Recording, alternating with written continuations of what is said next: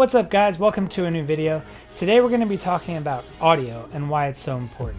Did you know that your brain actually processes sound before it processes picture?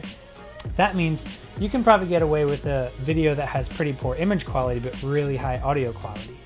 I mean, how many times on YouTube have you quit a video because the sound is just awful? A lot. So I'm going to show you guys my setup.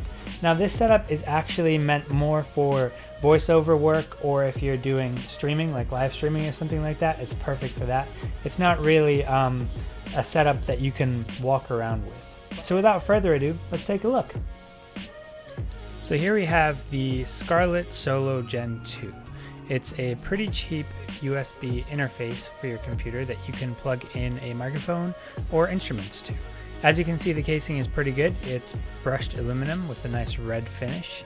So at the back we have our USB input, we have right and left line outs, we have our XLR, our gain, and our guitar gain with the input there for the guitar, and you can swap that plug from line to instrument.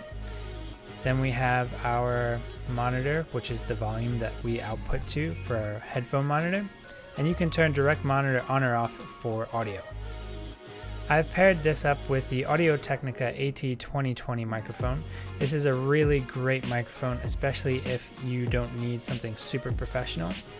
As you can see, this is also the XLR version, and that works perfectly well with my interface, leaving me with really high quality and crystal clear audio.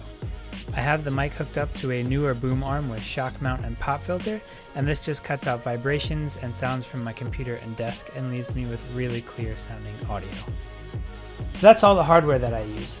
A channel that I found really helpful when I was learning about audio and what the equipment does and how to edit it and get your voiceover to sound the best that it can is Booth Junkie.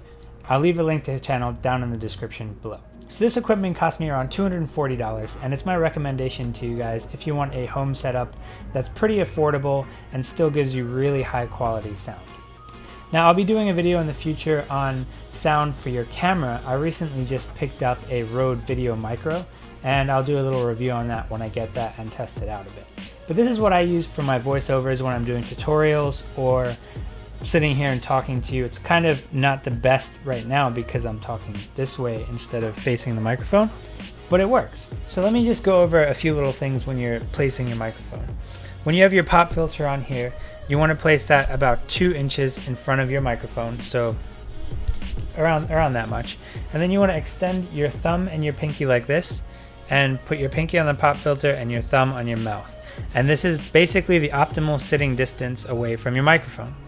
You don't want to be this close because then you get this really deep bass, and you don't want to be this far because then you can't really hear anything. So that's pretty much the optimal distance. You still get a nice amount of bass and it doesn't sound horrible. A little tip that took me a while to figure out is to turn the gain knob on your interface to around 2 o'clock.